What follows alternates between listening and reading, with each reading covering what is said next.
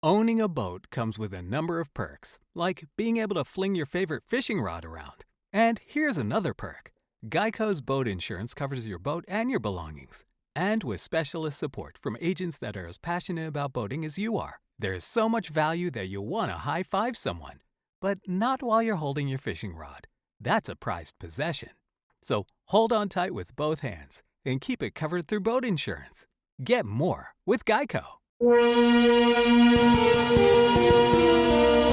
This is Wheelbearings. I'm Dan Roth. And I'm Sam Abu Samad. So, Sam, in between shows and congresses and things, not Congress, SAE Congress, and events, we're going to do a podcast. Yep, that's right. So we'll jump right in. We're going to talk about what we're driving. You've had a couple of cars this week because you've been jet setting here and there. So why don't you start us off? Yeah, so actually, I'll start with the one I was driving when I was out in California for the NVIDIA GPU Technology Conference, which was the Hyundai Ioniq Electric. And if you've driven the Ioniq Hybrid, and right. This is basically the same car. The Ioniq and the Kia Niro are Hyundai Motor Group's first stab at doing a dedicated electrified electrified vehicle platform. So they're both of those cars are on the same platform, and they're both available in regular non-plug-in hybrid, plug-in hybrid, and battery electric versions. So the Niro Electric will be coming a little bit later this year. They showed it at CES this year, but the Ioniq Electric is Hyundai's first battery electric vehicle they're selling in North America, and it's really good. One of the interesting things about it, is its battery is a little bit smaller than a lot of the latest batch of EVs. It's only 27 kilowatt hours, but Hyundai put a lot of effort into really making this thing as efficient as possible, and it even though it's 27 kilowatt hours, it's got a EPA range rating of 124 miles, which is quite a bit better than for example the Nissan Leaf. When the Leaf first came out, it came out with a 24 kilowatt hour battery, right, and only had I think 74 miles of range.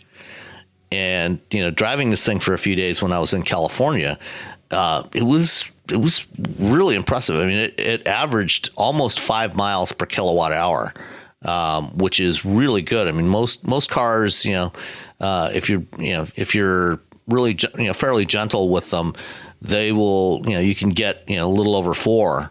But this thing was getting about 5 miles per kilowatt hour, and it did great. And it drives like any other Ioniq except quieter. And really don't aside from the ultimate range, depending on what your usage pattern is, it's a great option, and it's also really affordable. Like the base price starts at only $29,000. And then if you get the $7,500 federal tax credit, that gets you down to 22. And if you're in California, you can get another $2,500. So you're down to 20 grand, which is about the going rate or actually it's on the low end, of most modern compact cars. Yeah. Well, I mean, it's in that place where I think the Leaf is as well as it becomes a surprisingly affordable electric option. Yeah, and like I said, depending on what your use case is, especially if you live, somewhere like California, where it's relatively warm and, you're not going to lose a lot of range to cold temperatures and things like that. It can be, it's certainly a more useful range than, the first generation of EVs like the Leaf and the Focus Electric and the Fiat 500e.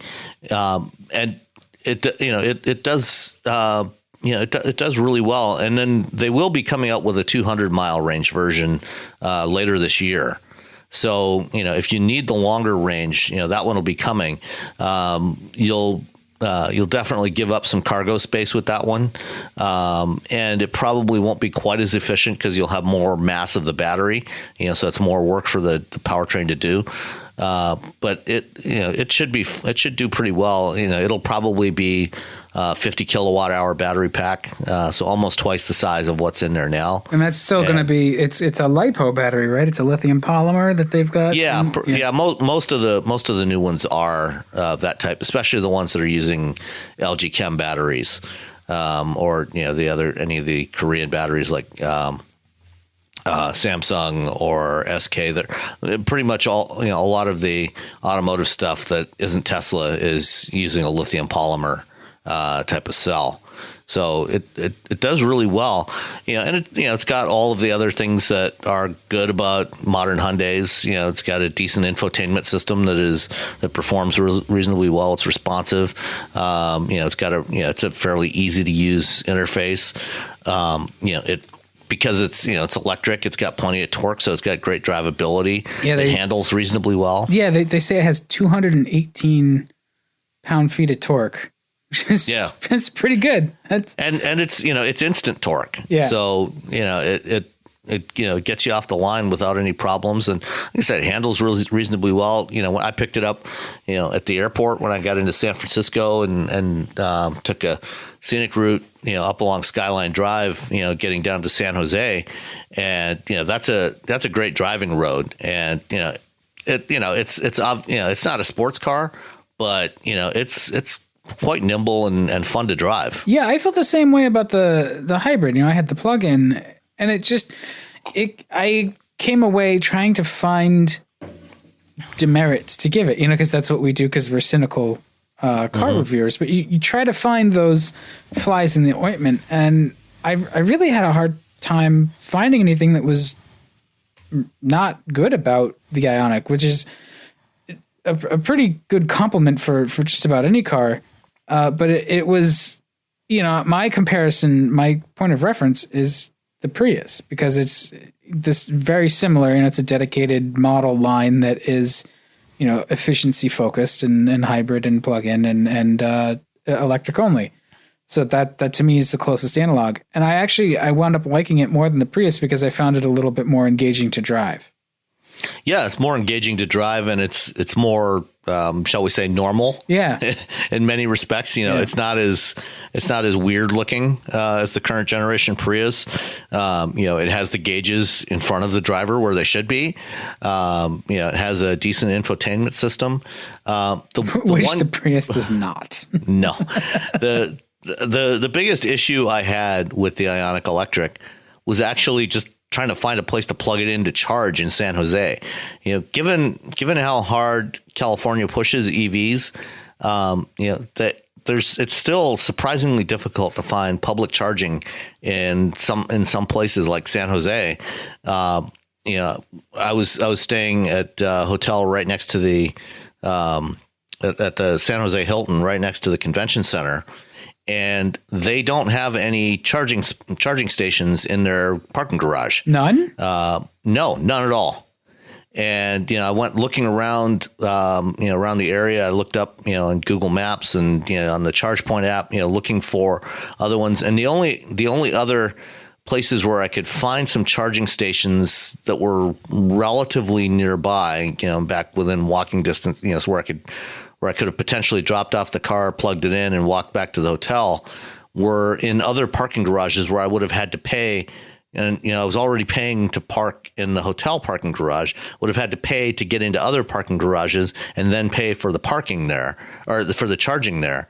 And, what I ended up doing was going back to my hotel parking garage and just, kind of slowly going around trying to find just a regular wall outlet to plug into. And I finally found one in a far off corner of the garage.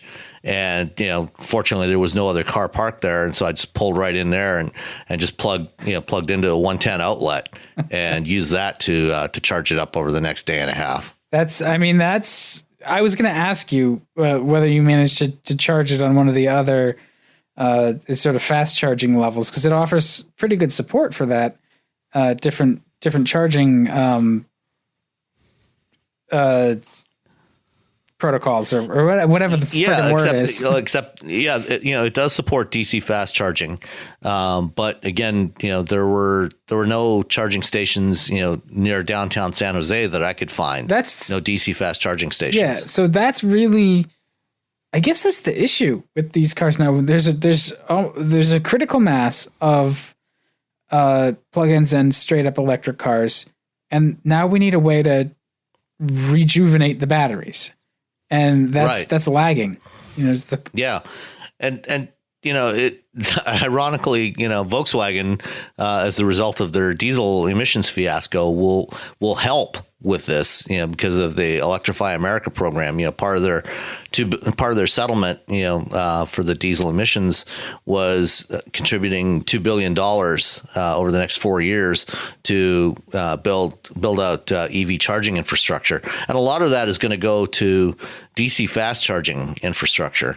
But some of it is going to go to level 2 chargers as well. And the big thing, with these EVs, if you live somewhere, if you live in a house, or you live somewhere where where you can put in a level 2 charger, then it's great. But if like me, you're traveling, visiting somewhere, and it's, you don't necessarily have access to charging, it can be rather inconvenient. I can pull into, the regular car. I can pull into any gas station anywhere and fill it up in a few minutes and be on my way again. But that's still not the case with EVs. And certainly, it's better in some places than others. Surprisingly, I've had less difficulty trying to find EV charging here in Michigan than I have at various times in California. Yeah, and you would think that a state like California that's so committed would have charging available all over the place. They'd be ahead of the curve.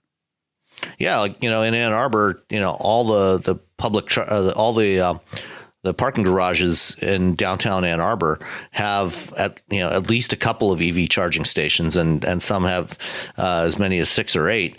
So there's plenty of places where you can find somewhere to plug in and juice up while you go grab some lunch or do your shopping or whatever. And even other locations, a lot of other stores have EV charging in their parking lots. But that just wasn't the case in downtown San Jose.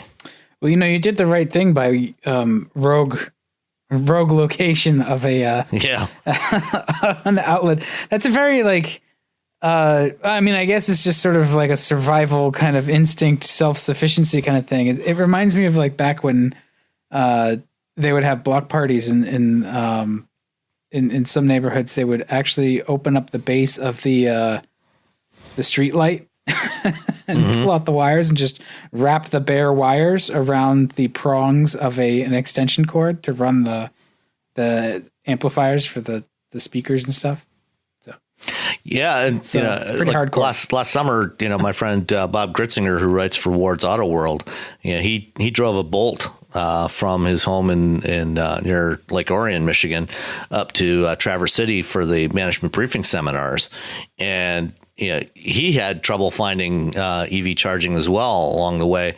A couple of spots where there were supposed to be chargers, he got to them and found that they were inoperative. Including these were charging stations that were at electric utility offices. If you expect to find a working charger anywhere, it would be at the office of an electric utility that sells electricity. And he got there and found that the chargers were non-functional. So this is not an uncommon problem, especially if you're going outside of the range of your home.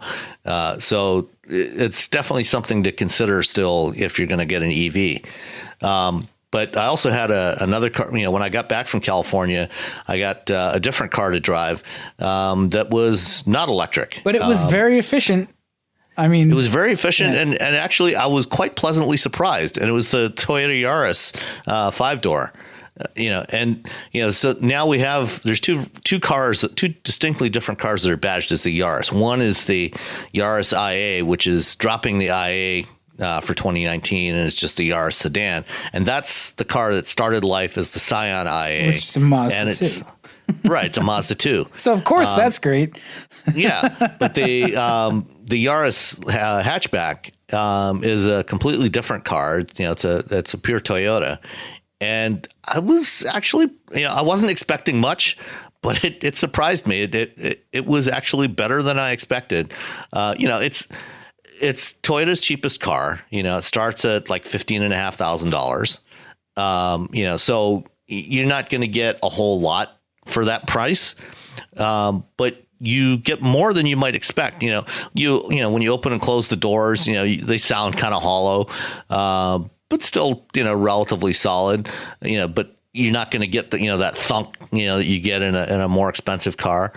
But it's fairly lightweight. It's only a little over 2,300 pounds.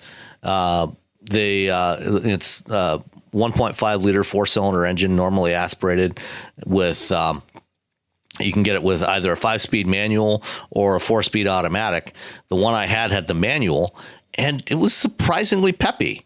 Thankfully, because it was so light, it had some get up and go, and it didn't have the greatest ride quality, but it was okay. And, again, because of its lightweight, it felt fairly nimble, and, it was not a terrible car. I was, I felt that. Let's put it this way: if somebody's looking for a cheap new car, I would recommend this way before I would recommend the Prius C. Okay, so that's interesting because the Prius C is more expensive.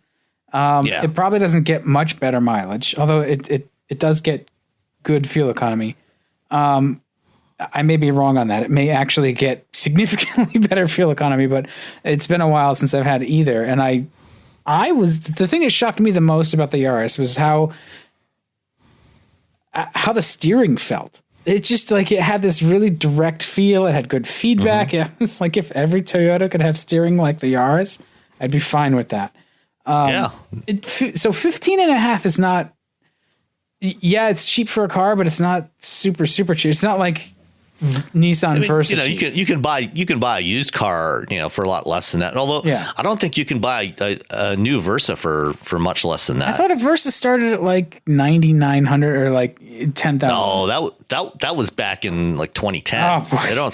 They don't sell those super cheap Versas anymore. Now I got to go look. Either way, it is definitely one of the cheapest cars to start. You can get. What did it sticker at, or was yours like a base model? The one I had was an SE, and it was just over 19,000, including delivery charge. So and that was the high end model, so that was pretty much loaded. Yeah, but loaded for and this is where it runs into a problem, right? Because loaded for the Yaris, you're still sacrificing some things. It's just like stuff's not available in that car, which it's not. Sure, it's not bad. But it has some stuff that will surprise you. Like, for example, all Yarises now come standard with Toyota's TSSC driver assist package. Okay. So that gets you, that's got a laser sensor and camera. So it includes forward collision alert, automatic emergency braking, lane departure warning, and what else? Something else I can't remember now. Some stuff. But it's more than, a couple of years ago. It's certainly more than you would expect at that price point. Oh, you wouldn't expect anything at that price point. Yeah. And that's standard equipment on that car. And so the Versa sedan starts at 12,000. Okay, and right. The Versa Note, the hatchback, starts at 15,600. So the Note is about the same price as the Yaris. And the Versa Note is the Versa. The sedan is awful. If you're gonna get a Versa, get the Versa Note. It's more useful. I mean, the sedan is long, so it has a good, good size interior, decent sized trunk. But that car feels so cheap. It's not a nice place to spend time. And even though you can feel the cost savings in the Yaris, it didn't feel like the cheap seats like a Versa does. So yeah, I mean, I was really. I'm glad to see that I'm not as crazy as I think I am sometimes. The Yaris is a good car. You mentioned the fuel economy. So, I got 32 miles per gallon with the Yaris. See, that's not great. But I wasn't babying it. I was driving it reasonably swiftly. And the thing is, the Prius C, when I had the Prius C, last fall, I got, I think 43 with that, but that was a $27,000 car. Right. And it starts at 21. So, once you start to get up, to, 32, 35 miles per gallon, every additional mile per gallon doesn't actually save you that much fuel. It saves less and less fuel. So the actual operating cost difference is pretty small. It works out to, if you're driving 15,000 miles a year, it works out to only a difference of about $250 a year in fuel costs. And, so, I mean, you'd have to drive the Prius C for, 10, 12 years before you would make up the difference in fuel savings. Yeah, that's true. And the Yaris is more fun to drive than the Prius C was. Yeah, I'll definitely agree with that. So which trim level did you have again? The SE. Yeah, the SE. Okay, so that one, it's not listed on the site right now. Yeah, that's so I don't know if that's a particular Yaris. That's yeah. Was it a 3-door or was it a 4-door? Five door. Okay. Yeah. So the 3-door actually looks kind of cool. It's got a forward rigged C-pillar. It looks kind of spiffy. Yeah, except I think you can only get the 3-door in the base. You can get an LE. L trim. You can get LE as well. You get the LE? Yeah. Okay. So the what's throwing me off is the SE must, the reason why it comes with the 5-speed, it must be the same thing they're doing with the Corolla. The SE is sort of the sporty-ish version, because the LEs are all automatic only. So. Okay, that's an interesting. But you can also get the manual in the base L model as well. Yeah. So I think that the SE is probably the only one that's got a decent level of equipment and the manual. It's interesting that Toyota's doing that. Yeah. What other stuff did it have? Did it have it had a 7-inch touchscreen and has support. If you have you can use the Scout GPS app. I think Telenav. Yeah, it's made by Telenav. Right. And it'll project the maps onto the screen in the car. So when you pair your phone to that, it'll project the GPS maps onto that. So it doesn't have an embedded nav, but it can use it from your phone. And the infotainment system is pretty basic, but it works. It's got a volume knob and everything. It's got, it's not as roomy as a Honda Fit, but nothing else that small is. But it's roomy enough, to carry a couple of adults in the back seat for modest trips.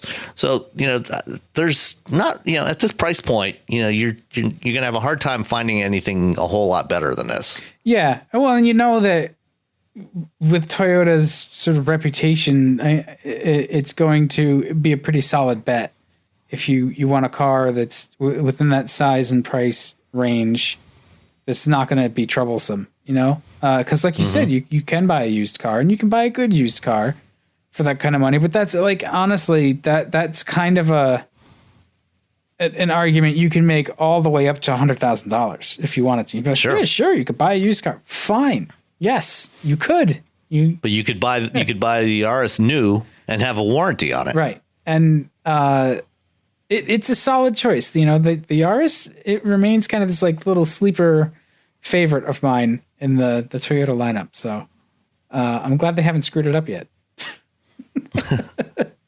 But speaking of hatchbacks that are fun to drive, I managed to weasel my way into a Volkswagen GTI this week.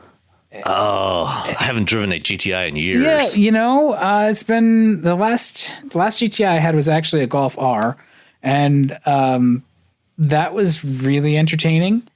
And this GTI was also entertaining. Felt a little down on power compared to that last one, but everything that we say about the GTI is when we recommend it, because it's a car that we wind up recommending a lot because it's just so competent. It's so good at the things that it does. And what it does is it fills those everyday car duties really well.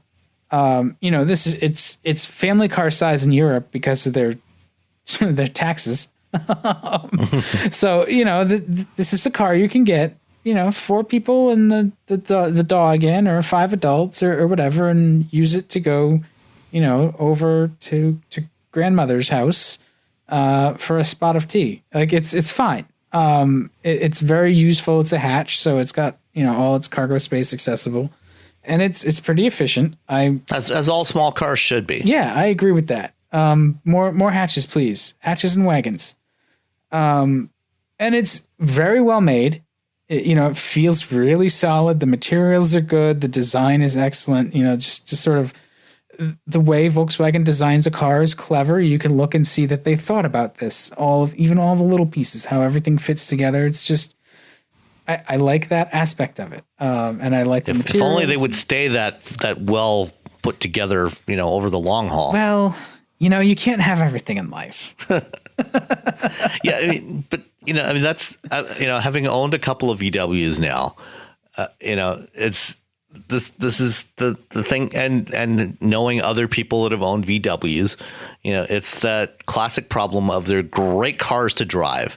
It's just, they can be very hit and miss when it comes to the ownership experience. Well, yeah. So do the interiors, it seems to me that the interiors, the 2 cars we had a Passat and we had a Jetta. The interiors actually held up really well. Right. It's my experience with European cars and Volkswagens through tertiary experiences, a lot of it holds up just fine, but then there's all of these tiny little mechanical problems that just explode around 80,000 miles, and they don't or stop. 60. Or 60. And it's just it's just this constant stream of annoying crap that's it doesn't make the car necessarily unusable, but it gnaws at you every time you drive it. And it's always this this wool sweater kind of thing. If you pull on the thread, if you do the ball joints, you might as well do the bushings, and you can't just do the bushings because of the way they're in the arms. You might as well do get the loaded arms, and then you're doing, and it's a Volkswagen, so it's got 9 ball joints in the front end or something ridiculous. Maybe they don't anymore, but they, yeah, I don't think they do that anymore, but yeah, it's still a good car. It's a great car. The GTI is fantastic. And, the one that I had was $31,000. So I think it had, the sport. I'm trying to think of what package it had. I'm actually trying to bring it up. It was I think it was the auto. No, it wasn't the Autobahn. It must have been the SE, because the SE is $30,000, and it had LED headlights. It had blind spot monitoring. It had their newest infotainment system with a touchscreen. It was okay, but flat seats. No, it had leather. Oh. I was a little disappointed, but the leather's nice. It had a 6-speed leather or VTEX. Either or. You know what? VTEX is I will take VTEX. Yeah, as synthetic leather goes, Volkswagen's VTEX is great stuff, and it actually holds up really well over time. Yeah, but we had that in our Jetta, and even after 7 years, it looked like new. I think it is actually leather, though. I think it's Titan leather versus the Titan black cloth has the tartan, which just looks so much spiffier. But it had interior lighting. It has the accent lights in the door trims and stuff. It's a nice car, and it should be, because it's and it's a good looking car too. It's always classically handsome, fantastic looking. We rave about it because it's well done. It's one of the few cars that you can get a manual that it's not the low trim. It's not a penalty, and it's so much more engaging with the manual than with the DSG. I don't care what anybody says about racing heritage. The manual is where it's at with this car. Even as it blips the throttle for you helpfully, when you try to take off, you're like, "What are you doing, car? I know how to drive. Stop it." But can you turn that off? I don't know. I couldn't find a setting to shut that off. There were a couple of things I couldn't shut off that kind of annoyed me. but overall, there's two personalities to the GTI, and I think that's why it does so well, because it's a Golf, so it handles all the basics really well. And if you want to just drive it around like a basic Golf, it's not going to complain. You won't really notice, except for the ride might be a little louder and a little stiffer. But then there were those chances where I'd have like an open on-ramp. And so you have to get up to speed, and the on-ramps here sometimes have S-curves in them, so you can clip the apex. You can clip a couple apexes and just, you can do some heel-toe shifting to just blend into traffic and stuff, and it accommodates that. It's like it switches modes immediately, and it becomes really attuned to what you want to do, and so it's ready to go. And that's where it was really like, wow, this is a great car. Because I would do that even like with the Yaris, I would do the same thing. It would be like, whoa, guy, hey, slow down. And then the GTI is just ready to do it. So it still lives up to the promise. There's a reason why it gets recommended so much, and it's just a very good car to drive. It's a great car to lease. Yeah, it's an excellent car to lease. I'm trying to think of how I would describe the power delivery too, because it's not turbo lag like in the classical sense of turbo lag, but you certainly get a very strong surge of power once all the boost comes in. It's almost like a binary though. It's like it's either on or off, because you can drive it gently and you won't really feel that wave of torque. But if you put your foot down, all of a sudden, boom, you've got peak torque, and it's not like you feel it drop off either, because it has a very flat torque curve. But you have to wait for it a little bit, or you have to sort of call it up. You have to send the full speed ahead signal down to the engine room, and then it wakes up. So I think that's probably part of the way it's tuned for fuel economy. But other than that, it's a great, strong little car. Not the quickest, I don't think, in its class, but it's still enjoyable to drive. And it turned back, I think, 35 miles per gallon, which I was super impressed by. Yeah, I mean, can't complain about that. No. So yeah, it's still good. The GTI gets my ringing endorsement. I like this car quite a bit, even though its infotainment sucks. Ish. It doesn't have nav, which I was annoyed by. Yeah, but it's got Android Auto and Apple CarPlay, so who cares if it's got embedded nav? Yeah, and so we should try to get a UX, an automotive UX or UI designer on the show, so I can browbeat them about some things. Like, why do they do stuff like when you adjust the volume, make a visual thing with a little like bar graph or volume display pop up on the screen? Like, why is that necessary? I can hear it if it's loud or quiet. And that's a good point. The Volkswagen thing, what it tries to be helpful. Where I think that where that's more relevant is if you're using like the steering wheel controls for volume. Yes and no, though. Just as as an indicator that hey, it's responding. I mean, yeah, right. Yes, you can hear if it's getting louder or not. But I think just as a visual cue that you're pressing this button on the steering wheel and something is going to happen. Right. I thought about that. I was like, okay, all right, that makes a little bit of sense. But so then if you're using the steering wheel control, you're trying not to be distracted. So then you've got this other thing on the other side of your peripheral vision blinking on the screen. Just make it get louder or softer. Piano or forte. Either or. I don't need to see it. Fair enough. And when you get your hand near it, it senses your hand. And I think you can shut this off, but it'll sense your hand and enlarge the touch targets, which is helpful, but it's also like things seem to move right as you're ready for them, which is, it kind of reminds me of I have a Mighty Mouse. And if you, I feel for you. What happens is like, you should get a real mouse. Yeah. Well, it was, It came with my work computer. But the Mighty Mouse is not designed to be used. Because like the closer you get to something, the more it wants to get you away from it. So you go to click on something, it does something else. Like, what the fuck? I just want the thing. You know what? I'll reach out to Dave Lyons and see if we can get him on the show. His specialty is UX design. Yeah. He's a former GM designer, and he's got his own design studio now. And I'll see if we can get him or somebody on to talk about some of these issues. That would be cool, because as much as I complain about it, I'm sure that there is thought behind it, and there's a reason for it. And while I may not agree with it, I'd like to understand it better. So if we can have somebody on to plead the other side instead of just me sort of bleeding into the darkness, that might be interesting. Might make for a good show. And so let's make for a good show here too. Let's get to some of the news, because there's been some things that have happened. Like fuel economy standards. We don't need fuel economy standards. The air's clean enough now. Yeah, and we can dial it back a little. Make it a little dirtier. It's not going to kill anybody, right? It'll kill little people.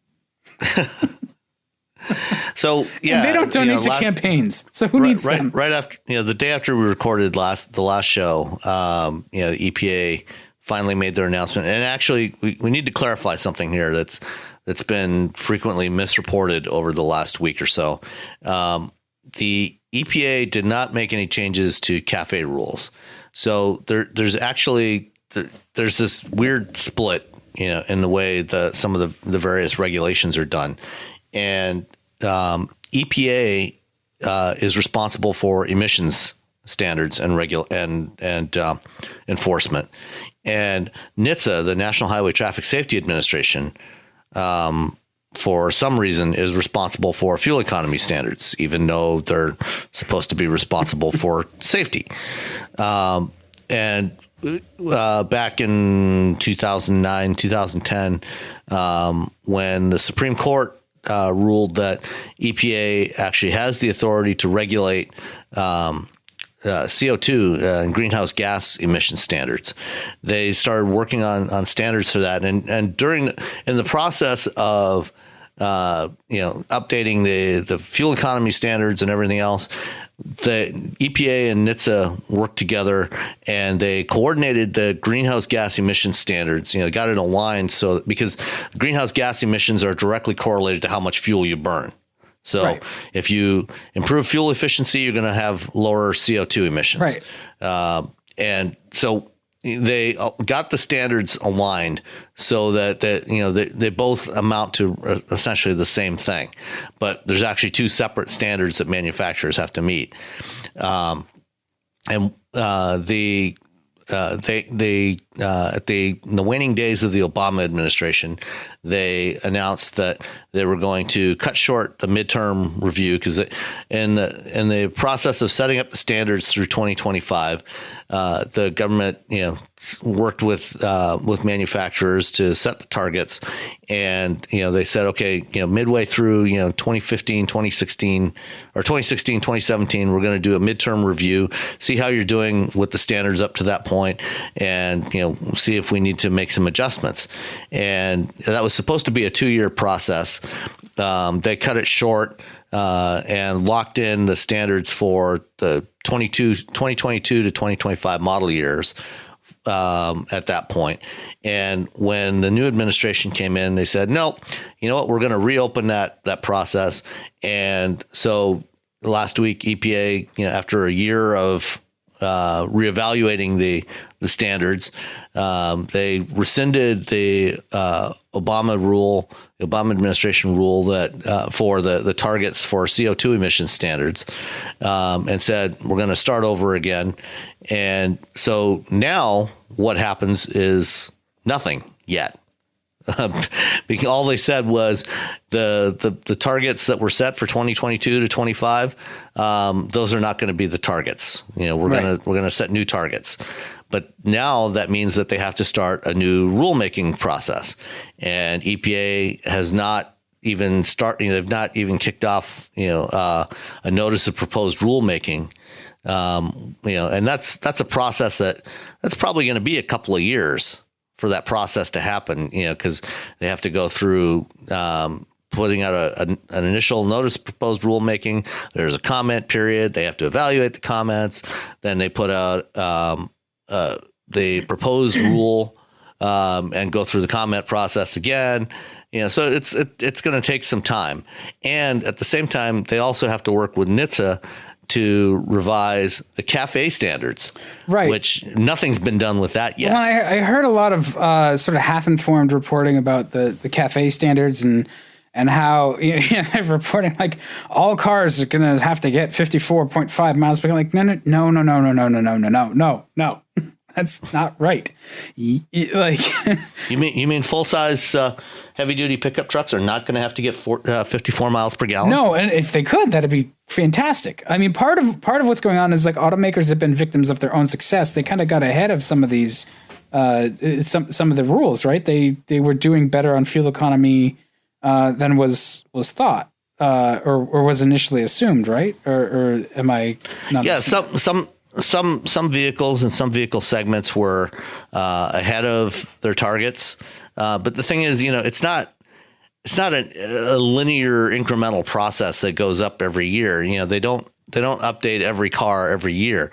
So what'll happen is, depending on the timing of when a new model comes out, you'll typically get the big jump when a new model comes out, and then it'll tend to be relatively static over a couple of years until they do an update, and then it'll jump up again. So it kind of goes up in the stair step process. So it's uneven, and not every manufacturer was doing as well as all the others. Like for example, Fiat Chrysler has been lagging behind most of. I think they were last overall in terms of their fuel economy, or second to last. Yeah, but in terms of their fleet average fuel economy, but that's partly because look at their fleet of their product mix. Yeah, they had a lot of trucks, a lot of SUVs, and that dragged their average down, and that's one of the reasons why they're introducing a lot of 48 volt mild hybrids starting this year. Well, interesting for FCA, they got rid of all of their cars. All of their small cars. The Avengers is gone. The Avenger and 200 are gone. So the Dart, they don't have anything that can help bolster the CAFE number there.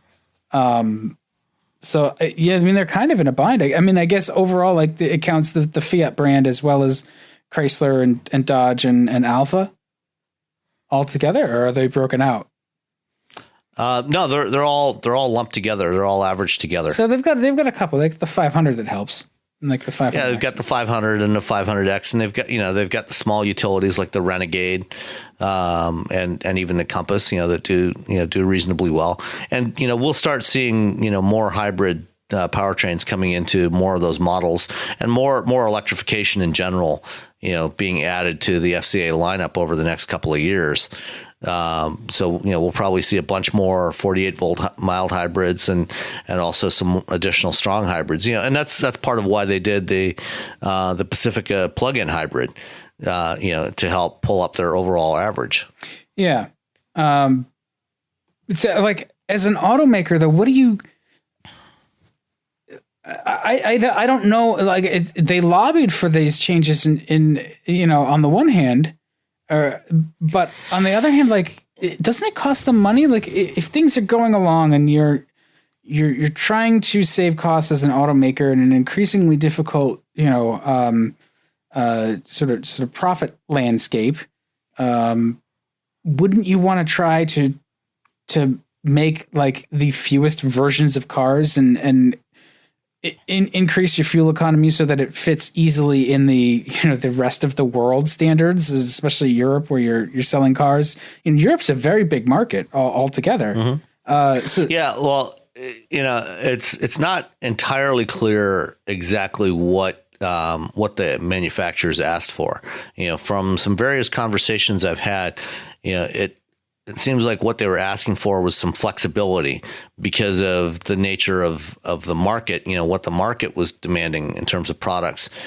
So when, when everybody agreed to the standards, back in 2012, 2011, 2012, the product mix was quite different from what it is today. They were selling a lot more cars. It looked like they were going to be selling, continue selling more smaller cars for the foreseeable future because, nobody anticipated oil prices to drop back down to $50 a barrel. So everybody figured gas prices were going to stay a little higher, and they were going to be able to more easily sell more smaller cars. And because of externalities, the market demand shifted pretty rapidly, to utilities and big trucks. And that caused them some hurt. And so what they were looking for was some flexibility, especially on some of the enforcement stuff, some of the penalties for missing the targets, or being able to earn credits, for some things, such as the way they deploy electric vehicles, earning some extra credits for those, especially if EVs were deployed in shared fleets and things like that, where one EV in a shared fleet might replace several conventional vehicles, in individual use. They were looking for some additional credits for things like that, which would have helped bring up their overall average. And right now, they haven't actually gotten any of that. Basically all that's happened is, the EPA, or Scott Pruitt has said, okay, we're not going to do what what the Obama administration said. And, the thing is, when, in January of 2017, when they firmed up, what the standards were going to be for 2022 to 25, EPA put out a 1,200 page report with all kinds of data on, kind of what the status of where, what the technologies were, what was being deployed, what was expected to be deployed, what the costs were. They had a lot of analysis and a lot of data to back up their decision.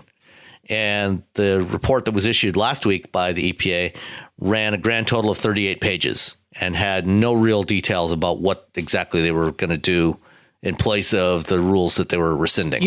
When you've got an industry as large as auto manufacturing, it's really disruptive to introduce a level of uncertainty that stretches out for months.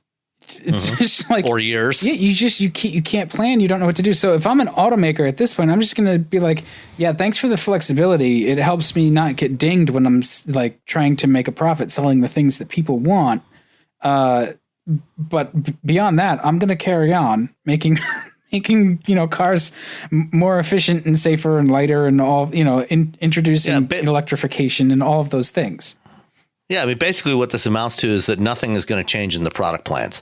They're going to continue developing the same stuff they were going to develop, based on the earlier rules, because not only, do they have to deal with, the U.S. market, but, these are global companies that are developing products for global markets. The Europeans, the Chinese, they're not backing off on their standards. The U.S. is the only country doing this. And, because of the added costs of developing these technologies to improve efficiency and to go to electrification, they need to get more scale. They need to sell more of these vehicles in order to drive the cost down, to get the economies of scale. Yeah, and so they actually have at this point a financial incentive to continue to deploy those technologies even here, so they can get that scale and get the cost down and help their margins. Well, and also, if I've made that investment, you can't unmake the investment when you're right. an automaker. So you can turn around and now is your like come to Jesus moment where you're like, okay, so it's not mandated. All of a sudden, we still have to figure out how to create the demand for this thing that we've made. It can be a selling point. You can sell cars on efficiency. And if that's what it comes to, like, I have no doubt that automakers will figure out how to make this work. I'm really confused about where the hatred for the EPA or for emission standards come from. Like, I remember being a kid in the early 80s and you would see, a lot of pre-catalyst cars, and they definitely stank.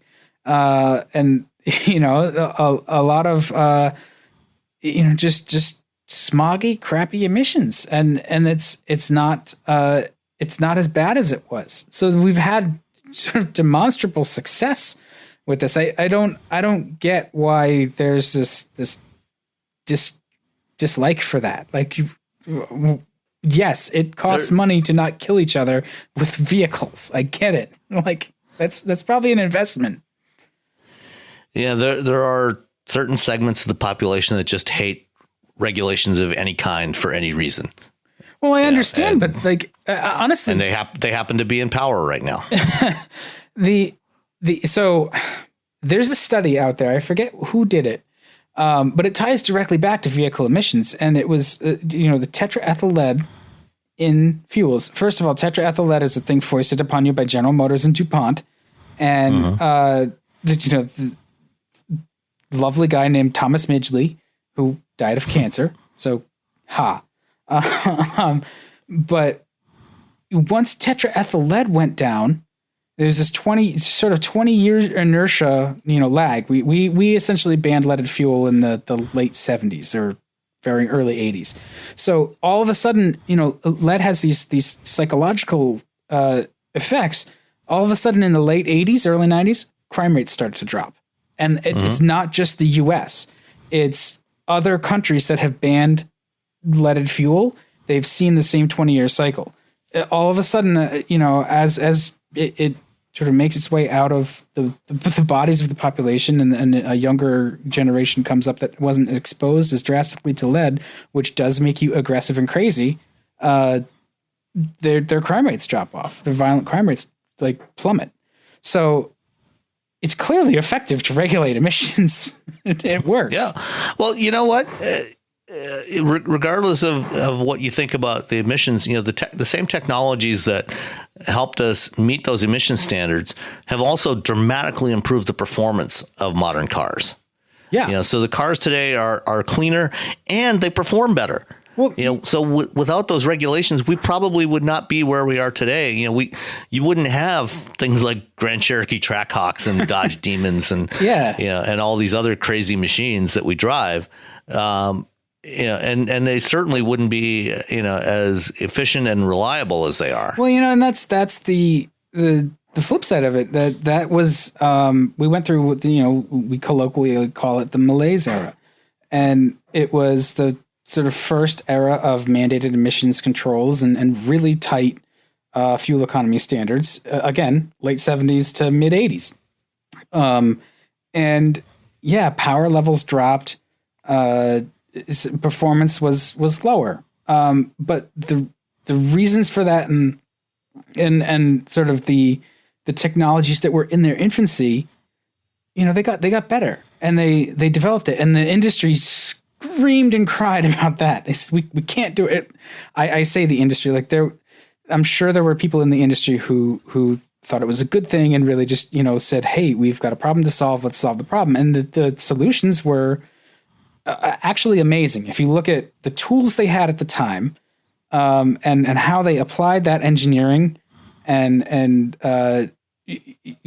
skill to get this effect out of it. These are cars with carburetors and stuff, like carburetors and thermal reactors and things. Like there was certainly and lots of vacuum tubes. Yeah. I mean, I remember the Essex V6 in our Granada wagon was quite the plumbing nightmare. And you had vacuum amplifiers and like all the little signals that had to go around. Cause I think I had a Motorcraft 2100 series carburetor.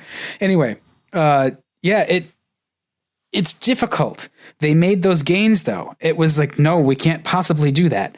And then they found a way. And so I tend to think that, we'd be a little bit ambitious with setting standards and regulation and, let's say, I know they're tough. Meet them. And when we have those reviews, like we talked about the mid-cycle review, it's like, okay, we can relax this a little bit or we can extend it, but still like this is our goal. Get to the goal. And in doing that, I think, you are creating opportunities. You're not having this chilling effect. Like you're making jobs. Like, you're like you need engineers and people to solve these problems. So I don't know. Yeah. And you know what? Engineers tend to work better when they're given constraints. Yeah. They tend to come up with better products when, if you just tell somebody to go out and design something with, without any kind of specifications or constraints, they might come back with something good. But, they oftentimes will end up in the weeds, trying all kinds of different things, just to see what works, and putting constraints on people actually forces more creativity. Yeah. And that's what's forced the technological advances that we have in cars is those constraints. And, the product is better as a result. Yeah. Well, and because the flip side too winds up being cost becomes the main driver. And no, you're not going to get that because it costs too much. And we're trying to make this as much of a profit vehicle as possible. And we've seen all of those things in the past. And now there needs to be that investment in the emissions and performance and cleanliness of the cars. And there's a certain level of cost to that. It's not the free for all back when it was, filthy carbureted V8s with no emissions controls and not even PCV, just road tubes. So yeah, I mean, I in my youth, I spent way too many hours trying to find vacuum leaks that were preventing an engine from running right. And the fact that I no longer have to go anywhere near a vacuum tube does not bother me in the least. I use the spray bottle with some water. It finds, yeah. Anyway, so yeah, we should jump off to the next topic, but I'm baffled by why we don't want more fuel economy. Well, let's talk about the Ford Focus then. Yeah. So there's an all new Focus, which you might have thought that small cars were dead because everybody is going for crossovers, and I have no doubt that the Focus platform is going to underpin some sort of crossover at some point. But the focus of the Focus today is the new range of hatches, and there's even a wagon, which we're probably not going to get here. We'll never see on these shores. Oh my God, is it cool looking though? Oh yeah, it's awesome. It's just slightly longer. It's just a slightly longer hatch, but it's beautiful because it's a wagon. Yeah. Yeah, so Ford took the wraps off the new Global Focus this morning as we record on Tuesday, and it's about the same size as the current car, about 110 pounds lighter, and new powertrains. For Chinese market, it's getting the carryover, the 1 liter 3-cylinder EcoBoost and a 1.5 liter EcoBoost, which we also have in the Fusion here now. And then for Europe, they're also getting the 1.5 liter turbo diesel that was just announced for the Transit Connect. We saw that in Chicago in February. And it wouldn't surprise me, if they perhaps offer that here in North America as well. Europe is at least, Europe, and I'm not sure about Asia, at least Europe will also be getting a 48 volt mild hybrid system on the 1.5 liter. And that we may well see over here as well. We're not going to get this new Focus until middle to later part of 2019 for some reason. Is it going to be a 2020 model? Probably by the time it launches here. Yeah. I mean, if we don't see it here before the middle of next year, it'll definitely be a 2020 model. And the Focuses that we get here, because sales have dropped off so much, Ford has shifted their plans a couple times over the past 8 or 9 months. Currently the Focuses for North America are built in the Michigan assembly plant in Wayne, Michigan, which is just west of Detroit, west of Dearborn. And that plant in the next couple of months. Right now, they're cranking out Focuses and storing them in various parking lots around here. There's an old Visteon plant here that's closed, but its parking lot is stacked full of Focuses right now. So it looks like they're stocking up on Focuses that will carry them through until the new one launches here. But the plan was they were going to shift the Focus production to the Hermosillo, Mexico plant. Well, actually, originally they were going to build a new plant in Mexico. Right. They canceled that because as sales dropped, they realized that they didn't need that much capacity. So they were going to build them in Hermosillo, where they also built the Fusion. And then they decided, no, not enough. We don't have enough capacity there, or that's still too much capacity. So now when we get the new Focus here, they're actually going to be imported from China. Of course. But the Wayne plant where they build the Focus and the C-Max now is going to, in the next few months will be retooled to build the new Ranger and the Bronco. So we'll be getting those here. So, we'll actually get products that Americans want to buy being built here. Well, instead of the Focus. Those are also going to be higher profit.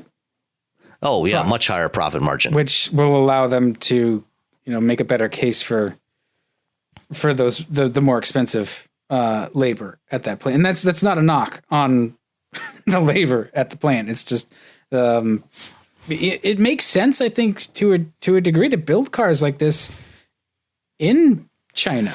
China is such a the market there is significantly larger than it is here. Ford is going to sell a lot more Focuses in China than they're going to sell here. Right, the ones they sell here are like a rounding error. Like just put them on a boat. If the boat goes down, whatever.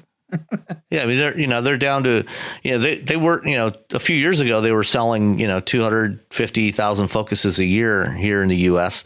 That's dropped by about half now, and by the time the new one arrives, it'll probably drop by another 30 or 40%. And Ford has said that. They're shifting, from cars to, from a mix that, is more evenly split between cars, utilities, and trucks to, 86% utilities and trucks, over the next 2 to 3 years. So, it's just, it's what the market's demanding, but certainly this new Focus, looks a lot better both inside and out, but especially inside. The current Focus is a little bit cluttered in its dashboard design. The new one is definitely looks a lot better, a lot cleaner. I haven't seen any interior pictures. Does it still have the weird sort of like Euro Ford kind of button-orama? No. So, that was always the strangest thing. Was like you definitely got the sense that this was a European Ford that they brought over here. The new interior is more like what we're seeing in a lot of other cars now, where you've got the center screen is kind of stands up like a tablet on top of the dashboard, so it's closer to your line of sight. Then you've got some physical controls below that, but it's a much cleaner, better integrated design. Yeah, they need to do that too. The last Focus I was in had some of that noticeable cost cutting that I find kind of galling, even at a sort of C segment price level. Ford's good at providing value, but I tend to notice door panels are overly plasticky. Things don't feel quite as nice as they could. Just.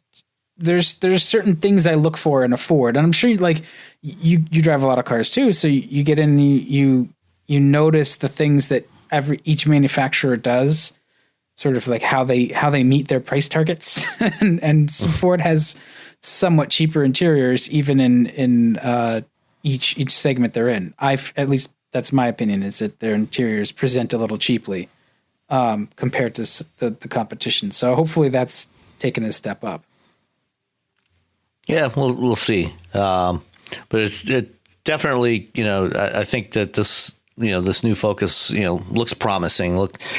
For those of us that, want to stick with cars, I think it'll be good. Hopefully we'll get some of the interesting stuff here, like the ST, the new ST, and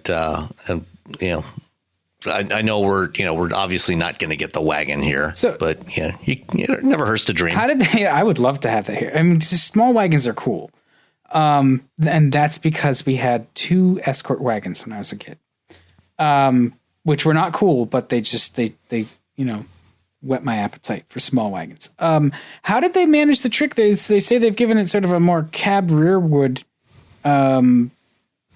look, or maybe they've actually shifted the cab rearward a little bit. So this is a visual trick, similar to what Mazda's done, on their current generation of models, where there's maybe a little bit less angle to the windshield, and you're moving the base of the 8 pillars back a little bit. Okay. Honda's done the same kind of thing with the Civic and the Accord. So it's just kind of it doesn't, it actually, you don't actually have to change it by that much to have a noticeable visual impact. And, that's what Ford has done. Yeah. And the thing to me that stood out was like, yes, we've given it, a longer hood, but the interior space is the same within the same footprint. Right. So that was really interesting. So it's a visual trick, and that's perfectly fine. Although I wonder if the longer hood actually helps them out with the sort of European pedestrian impact stuff too. I don't think it makes any significant difference there, because what you need there is the vertical space between the hood and the engine.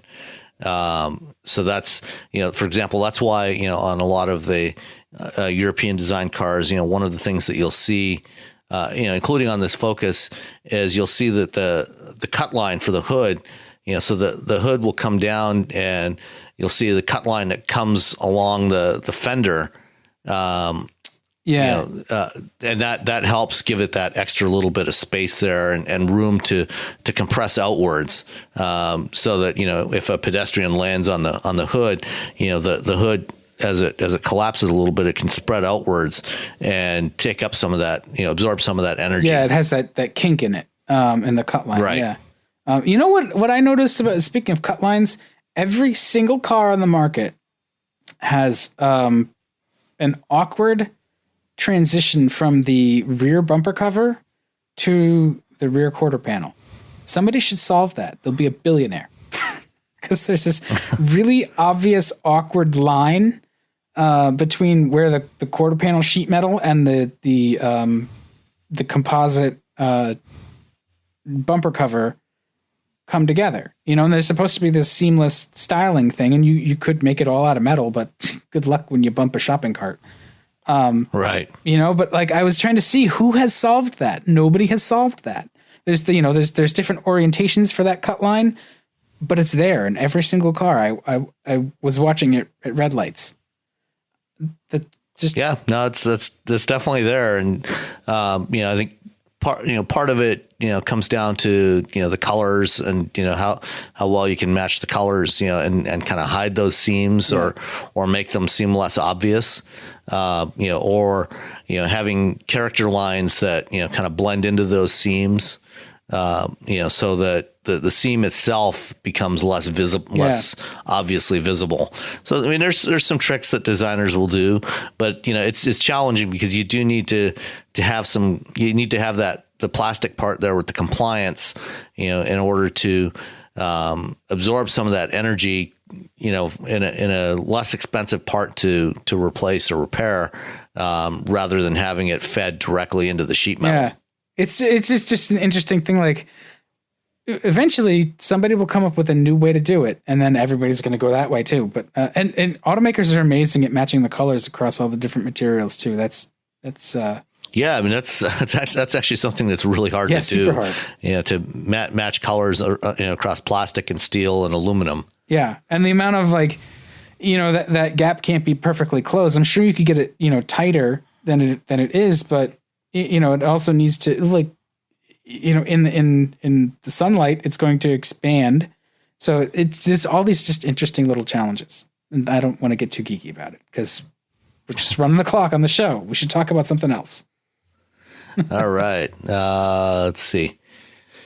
All right. Before we get into a couple of listener questions, I've got to rant one more time. And, this time, it's about the idiots that post videos on YouTube of doing stupid human tricks with Tesla Autopilot. The orange trick, or what do they call it? The fruit bowl or fruit? Yeah, whatever. Yeah, well, whatever. I mean, the one that really ticked me off, was this jackass that was using some oranges, wedged into the steering wheel of a Model 3, because Autopilot is not designed for hands-off use. You're supposed to keep your hands on the wheel, and if the system detects that your hands aren't on the wheel and it's looking for, torque feedback, there's a torque sensor on the steering wheel, and it's looking for, kind of the small motions that your hands will generally tend to make on the steering wheel.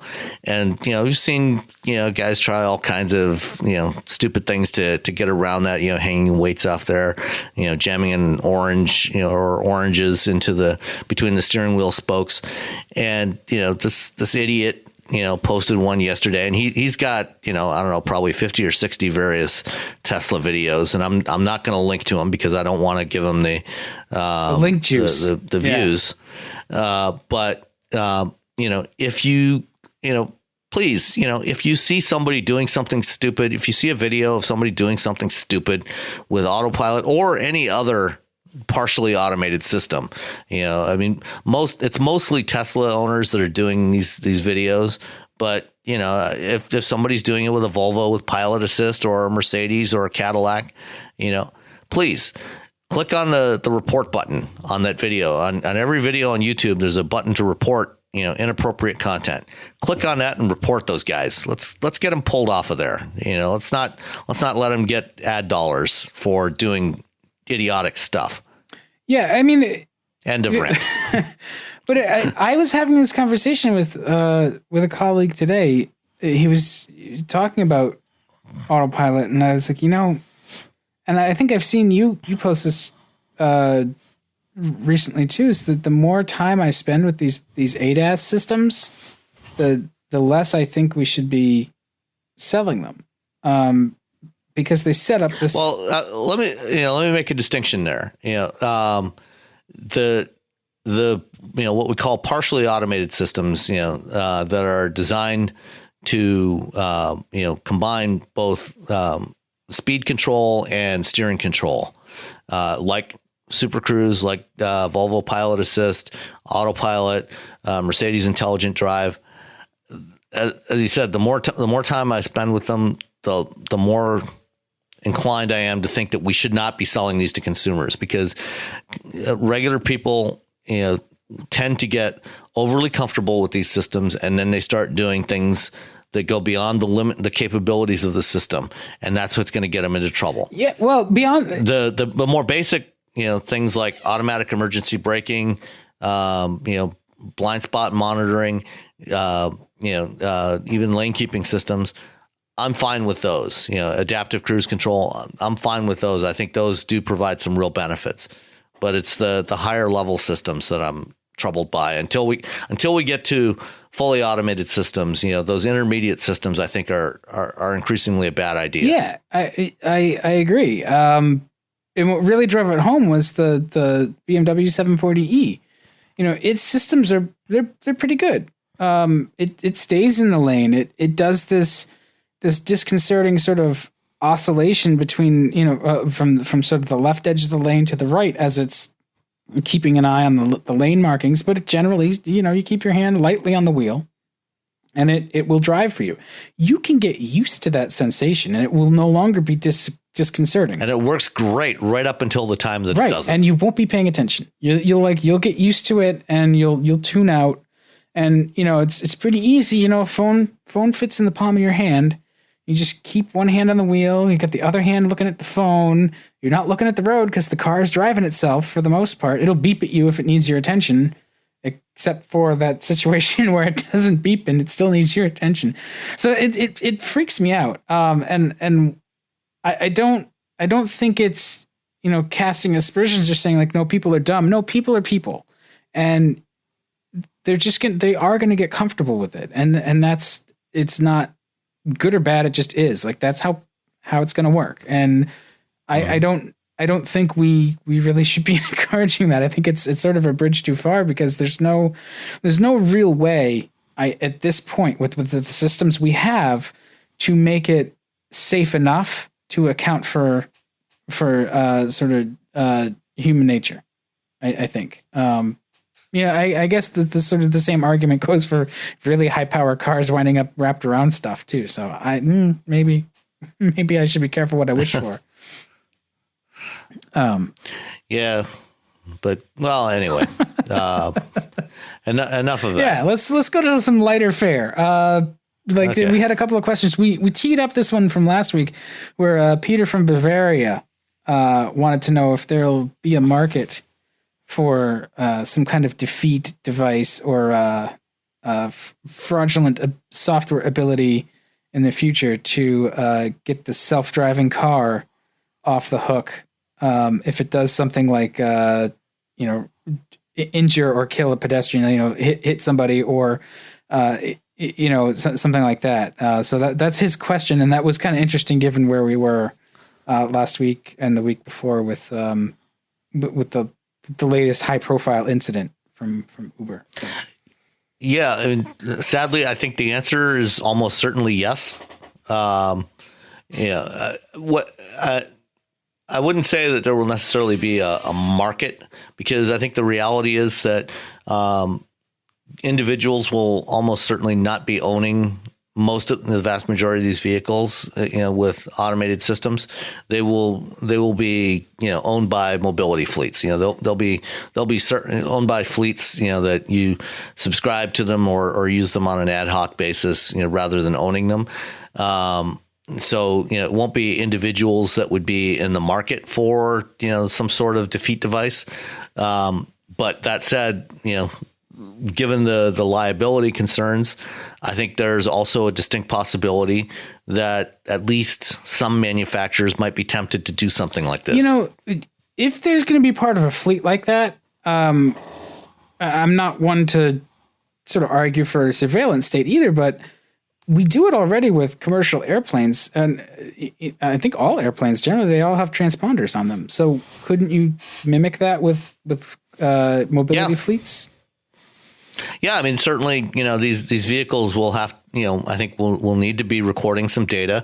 There'll be some data logging that goes on. And Mobileye, Amnon Shashua, the founder and CEO of Mobileye, he and a couple of his colleagues published a paper several months back on, this concept of response. What they call it. It was an RSS model, responsibility, safety, assurance model, something like that. But basically, the idea is that you could come up with a formula that you could, take the input data, from the sensors of what's being detected, and you can ensure that, first of all, that an automated driving system will never execute a command that causes an accident, that puts it at fault. And then the second thing is, when there is an accident, if you have the data that's been logged, you can run it back into such a formula and determine, conclusively who was at fault. And, I'm not 100% sure that something like that would actually be workable, but I think that there's some interesting possibilities. And I think, if we're logging the data on all these cars, I think we can certainly go back and analyze and figure out what happened, and figure out if a problem with the vehicle was the key to it, or if it was something else. And so I think we will need to be tracking all of this stuff going forward. And, if the vehicles are part of a fleet rather than individually owned, then I think it's the responsibility sensitive safety model is what it was called. Fancy. Yeah. So, I'll put a link to it in the show notes. But, I think that, we'll definitely have to do something like that, and we'll have to be monitoring these vehicles, to make sure that, nobody is, kind of working around the rules. Yeah. I was also just thinking tonight as I drove to the grocery store, how nice it would be to just not have this car-centric kind of thing. It would be nice to just stroll down the street just a little bit in a city designed around people and not cars. But that'll never happen. You Luddite. Yeah. Hey, listen, you should check out the Luddites. The Luddites were not opposed to technology. They were opposed to poorly implemented technology. So I'm down with that. I can definitely agree with that. All right. And it's not, it's not like, we don't have plenty of poorly implemented technology. Clearly. All right. Next thing, I guess this was more for you too, but potholes. Well, you have potholes in Massachusetts. Yeah, all our roads are potholes. We kind of have roads in between the potholes. Okay. Yeah, that sounds about right. So David sent in this question.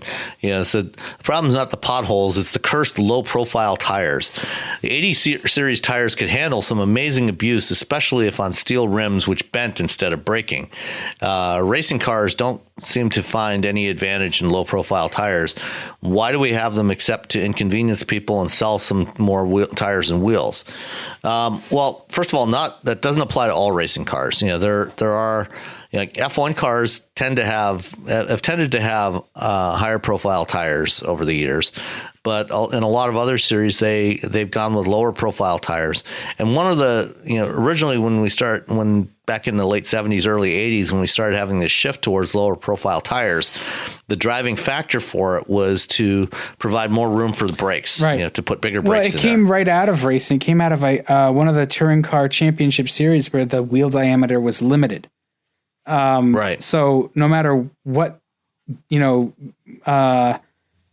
what width tire you had on there, you could only have a certain diameter, and you the only way then to put larger brakes on it was to go lower and lower profile, put a larger wheel on there, and fit larger brakes behind it. And that, it looked cool on the race cars, I guess. So people decided they wanted it on the street cars. And the same thing works on street cars, where your overall diameter remains the same, but you can put a bigger brake behind it, which I agree with David to a large degree. Yeah. And, I think, a lot of cars, have gotten to, ridiculous extremes with low profile tires. Yeah. I mean, there's no reason for most mainstream cars to have 35 or 40 series tires. But a 50 series is a definite improvement over an 80 series. Like 80 series, you can feel them wrap up as you turn.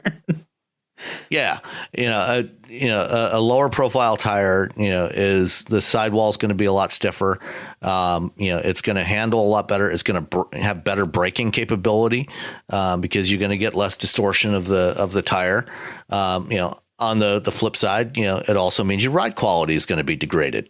And the other, another disadvantage of going to big wheels with low profile tires is the combination of the wheel and tire tends to be heavier. Yeah.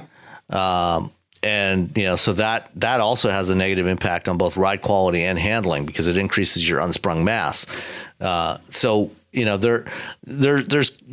kind of a sweet spot in there, and I think, something like, on most cars, something like a 16 to 17 inch wheel, with, a 65 to 55 series tire is probably about as low as you want to go, and maybe even a little bit taller than that, maybe a 60 to 65 series tire, is probably the kind of the sweet spot there.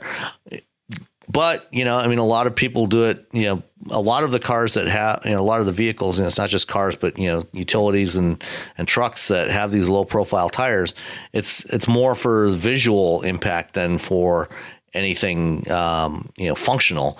And, it is a cooler look, to have that big wheel in there.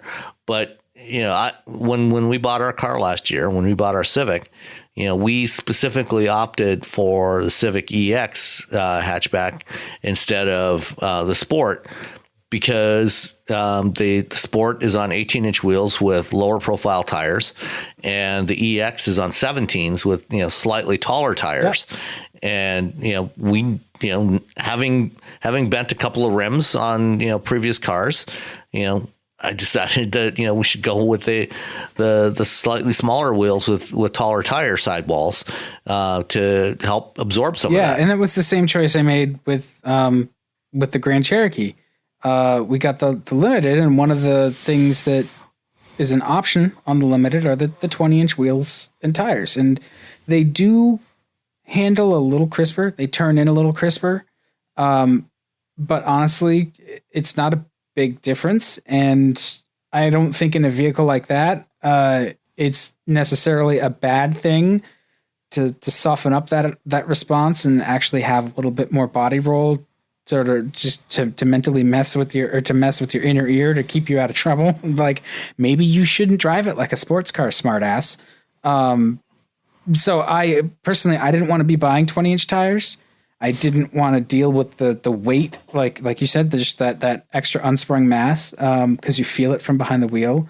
And I had Volvos with alloy wheels, 16 and 17-inch alloys on those, for decades at that point, at least 10 years.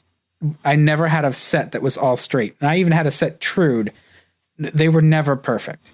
And I got so tired of just beating all kinds of compliance into the tie rod ends and the hubs and stuff, as you have that one wheel that's not quite round no matter what you do. I got really sick of that. So it's like, you know what? No, we're going to go with the 18s. It's going to ride better. The tires are going to be a little less expensive. It's going to be, a little lighter. That works for me. And that's been a good choice. And I really fell in love with the steel wheels on the Volvos when I went to winter tires, because you could put those things, like you could drive across the worst roads. And with the winter tires too, they were a little squishier and they had a higher sidewall. I generally went down a wheel size where I could and up a side, up an aspect ratio to get the right size for the winter tires. And so they rode a little softer, a little nicer. So, I mean, everything David says is true. Up to a point. I mean, you can't use, 80 series tires on 14-inch steel wheels, if you want to have 15-inch brake rotors with 6-piston, Brembo calipers. True. I mean, braking's overrated. You got to give them some room. Yeah. What would be hilarious, though, is a Miata on tires like a Spitfire had. Like little 13-inch wheels. It's like, oh yeah, that would just look silly. It would be awesome. It would be terrifying and awesome. So greasy everywhere.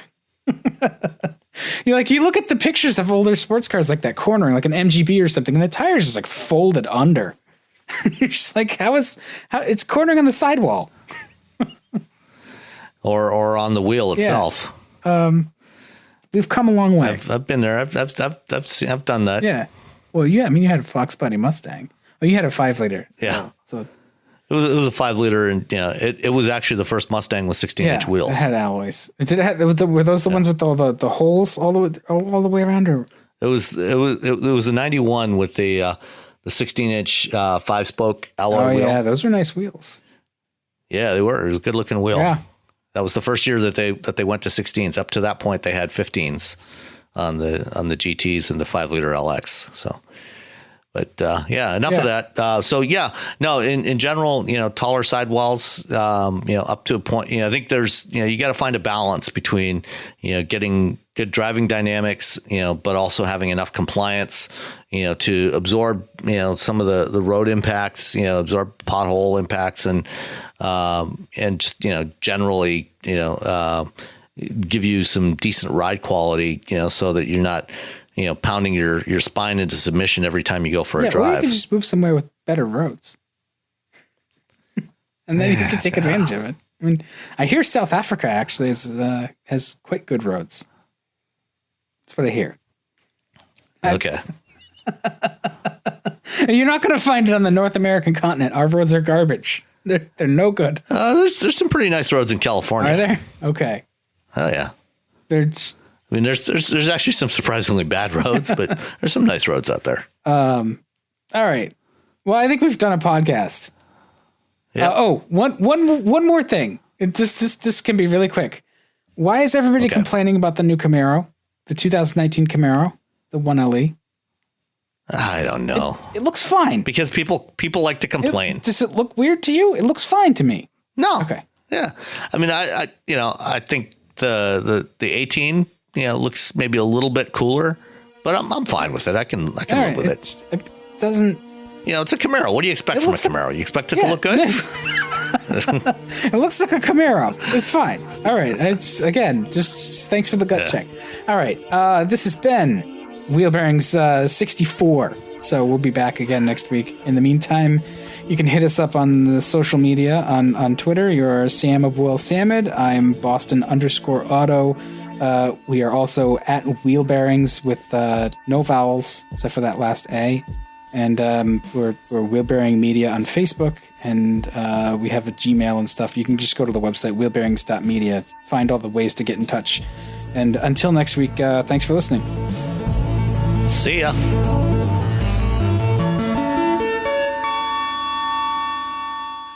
Owning a boat comes with a number of perks, like being able to fling your favorite fishing rod around. And here's another perk. Geico's boat insurance covers your boat and your belongings.